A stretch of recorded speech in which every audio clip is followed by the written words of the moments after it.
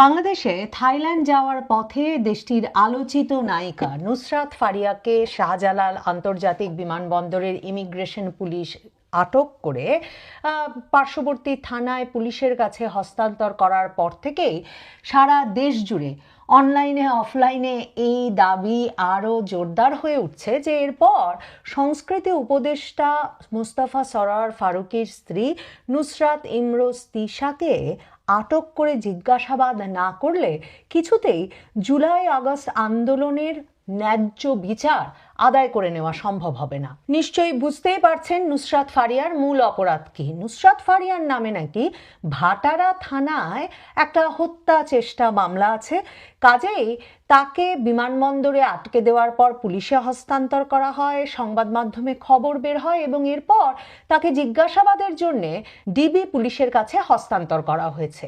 খুবই গুরুত্বপূর্ণ বিষয়, বাংলাদেশে জুলাই আগস্ট আন্দোলনের সময় যেই হতাহতের ঘটনা ঘটেছে তার ন্যায্য বিচার আদায়ে নুসরাত ফারিয়াকে গ্রেফতার করা অত্যন্ত জরুরি ছিল। কারণ নুসরাত ফারিয়া মুজিব চলচ্চিত্রে অর্থাৎ বঙ্গবন্ধু শেখ মুজিবের জীবনী ভিত্তিক যে বায়োপিক নির্মিত হয়েছিল মুজিব, সেই সিনেমায় তিনি শেখ হাসিনা চরিত্রে অভিনয় করেছিলেন। কাজেই নুসরাত ফারিয়ার বিচার মানেই শেখ হাসিনার বিচার। এই কারণেই আমার ধারণা এই যুক্তিতেই তাকে গ্রেফতার করা একেবারে ন্যায্য হয়েছে, ন্যায়সঙ্গত হয়েছে। কারণ যিনি কিনা সে সময়কার প্রধানমন্ত্রী শেখ হাসিনার একেবারে ব্যক্তিগত উদ্যোগে উৎসাহে নির্মিত মুজিব সিনেমায় শেখ হাসিনার চরিত্রেই অভিনয় করতে পারেন, তাকে গ্রেফতার করা ছাড়া আসলে শেখ হাসিনার বিচার কি করে নিশ্চিত করা যাবে? তবে বাইরে রয়ে গেছেন শেখ হাসিনার মা শেখ ফজিলাতুন্নেসা মুজিব, নুসরাত ইমরোজ তিশা। তিনি ঠিক ঠিক জায়গায় বিয়ে করে ব্যক্তিগত জীবনে আসলে রক্ষা পেয়ে গেছেন। এখন সারা বাংলাদেশ জুড়ে প্রশ্ন, আসলে কাকে বিয়ে করলে মুজিব সিনেমায় অভিনয় করা বাকি অভিনয় শিল্পীরা সবাই তাদের জান মাল রক্ষা করতে পারবেন? কারণ আপনারা নিশ্চয়ই জানেন যে বঙ্গবন্ধু চরিত্রে অভিনয় করা অর্থাৎ মুজিব সিনেমার মূল চরিত্রে অভিনয় করা আরেফিন শুভ, তার বিরুদ্ধে আগস্টের পর থেকেই ব্যাপক প্রচারণা শুরু হয় যে তিনি মুজিব সিনেমায় অভিনয় করে টাকা নেননি বটে, কিন্তু অভিনেতা হিসেবে তিনি নাকি প্লট পেয়েছেন, বিরাট অন্যায় করেছেন। মানে এখন যদি আমি নাম বলা শুরু করি তাহলে এ সরকারেও প্রভাবশালী ব্যক্তিরা আছেন যারা রাজুকের নানা জায়গায় প্লট পেয়েছেন। তো অভিনেতা, অভিনয় শিল্পী, কবি, সাহিত্যিক, সাংবাদিক, প্রবাসী কোটা সহ নানা কোটায় বাংলাদেশে রাজুকের প্লট পাওয়ার এই ঘটনা এই সরকারের আমলেই প্রথম নয়। এরশাদ আমলে, বিএনপি আমলে, আওয়ামী লীগ আমলে আরো কে কে পেয়েছে এই বিরাট তালিকা নিশ্চয়ই উপস্থাপন করা যাবে এবং একসময় বেরিয়েও আসবে।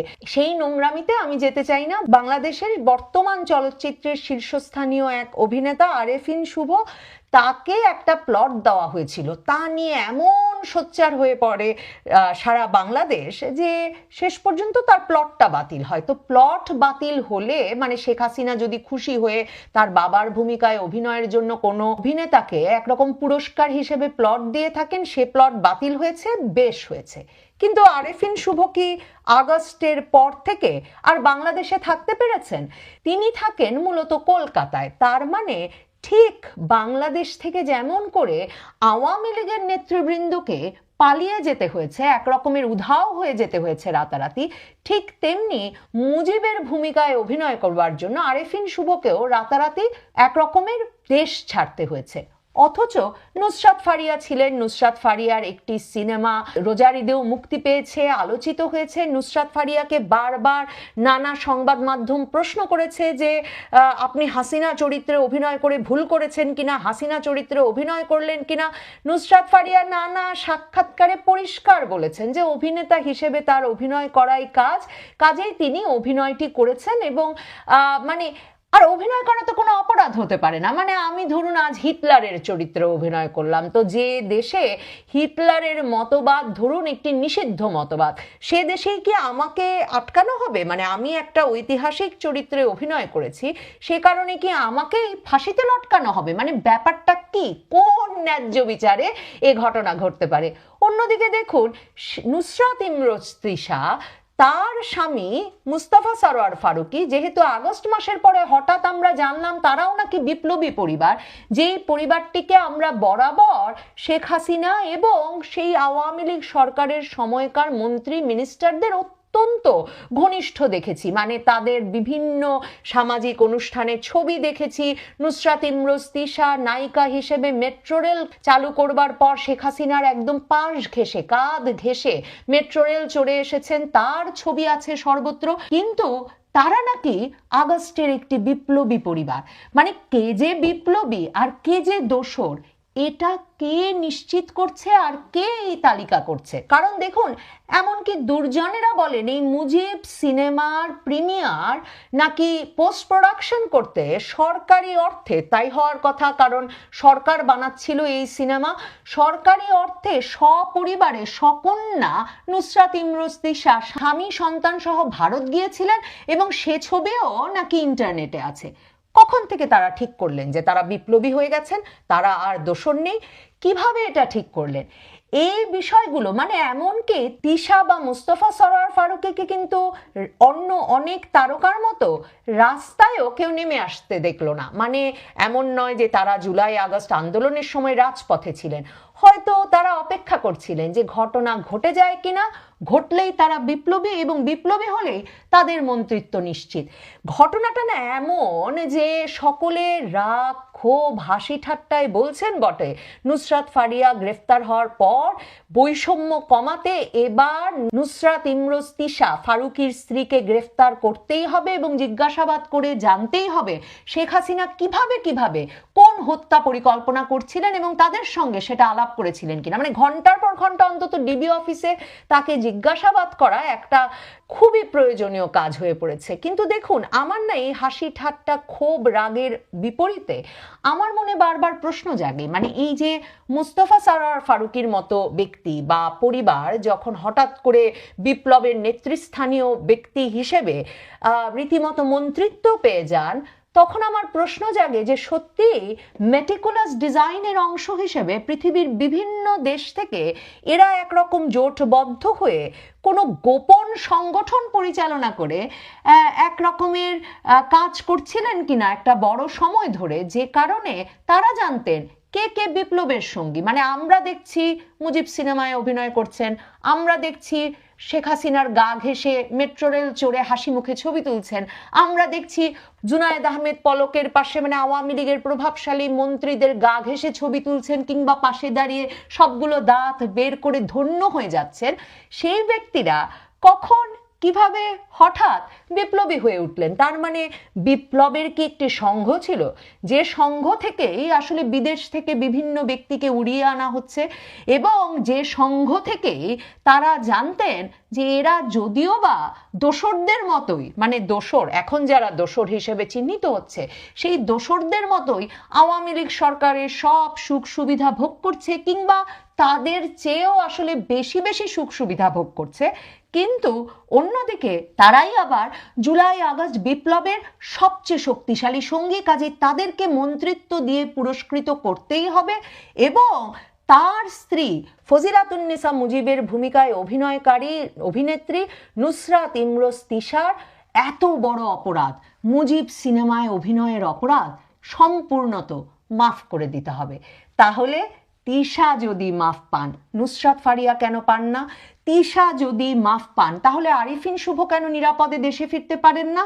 নাকি ভালোই হচ্ছে বাংলাদেশে আর সব নায়িকাকে একে একে দোসর হিসেবে চিহ্নিত করে দূরে ঠেলে দিয়ে মন্ত্রীর স্ত্রী হিসেবে নুসরাত ইমরোজ তিশা বেশ খালি মাঠ পাচ্ছেন? তবে অবস্থা যা দাঁড়িয়েছে জানি না, মানে এই সবের ব্যাখ্যা আসলে খুব সুন্দর ভাষায় সুন্দর ন্যায়সঙ্গত শব্দ চয়নে করা সম্ভব কিনা তাও বুঝতে পারি না। আসলে অবাক বিস্ময়ে লক্ষ্য করি যে বাংলাদেশে একটি সিনেমায় অভিনয় করবার জন্যে নায়ক নায়িকা অভিনয় শিল্পীদেরকে হত্যা মামলা দেওয়া হচ্ছে, রীতিমতো হয়রানি করা হচ্ছে, বিদেশ যেতে বাধা দিয়ে হত্যা মামলার কথা বলে ডিবি পুলিশের কাছে হস্তান্তর করা হচ্ছে, কিন্তু এত বড় বিপ্লবী সংস্কৃতি উপদেষ্টার মুখ থেকে কোনো কথা সরছে না। সম্ভবত স্ত্রীকে থানা পুলিশের হাত থেকে রক্ষা করতে আর বেয়ারা সাংবাদিকদের প্রশ্ন এড়াতেই তাকে এত হয়রান হয়ে থাকতে হচ্ছে এবং নানা